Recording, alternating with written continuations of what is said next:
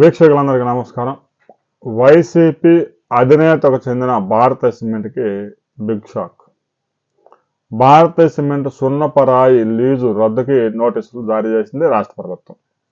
దీనికి సంబంధించి 15 రోజుల్లో వివరణ ఇవ్వాలి అని చెప్పేసి ప్రభుత్వం కోరింది.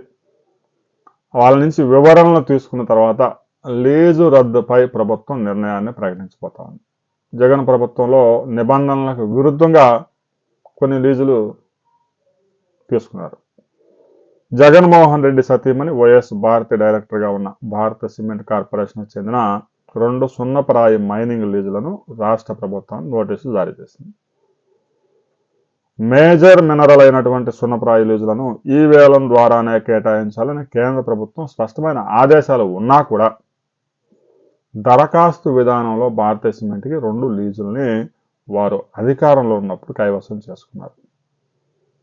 గత ఏడాది ఫిబ్రవరిలో జగన్ ప్రభుత్వం మంజూరు చేసిన ఇది నిబంధనలకు విరుద్ధమని వాటిని ఎందుకు రద్దు చేయకూడదో వివరణ ఇవ్వాలి అంటూ, అంటే 2024 ఫిబ్రవరిలో, అంటే ఎన్నికలకు వెళ్లే ముందుగా ఈ వేలాన్ని పక్కన పెట్టి దరఖాస్తు విధానంలో లేపేశారు. తాజాగా దాని మీద రాష్ట్ర ప్రభుత్వం, కూటమి ప్రభుత్వం నోటీసులు జారీ చేసింది. 15 రోజులు గడువు ఇచ్చింది.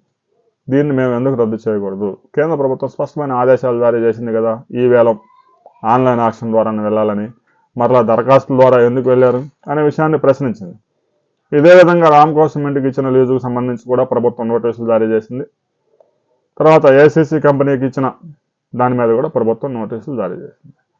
తెలివిగా ఏం చేశారు? కేవలం వాళ్ళు ఒక్కళ్ళే ఈ వేలం ద్వారా గనులు తీసుకుంటే భవిష్యత్తులో ఇబ్బంది అవుతుంది కాబట్టి ఆ మిగిలిన కొన్ని సిమెంట్ కంపెనీలను కూడా వాళ్ళని కూడా ఎగేసి మీరు కూడా దరఖాస్తు చేసుకోండి, లీజులు పొడిగిస్తాం, కొత్త లీజులు ఇస్తామని చెప్పేసి వాళ్ళకు కూడా ఇచ్చేశారు. ఇప్పుడు కోర్టుకి ఏం చెబుతారు?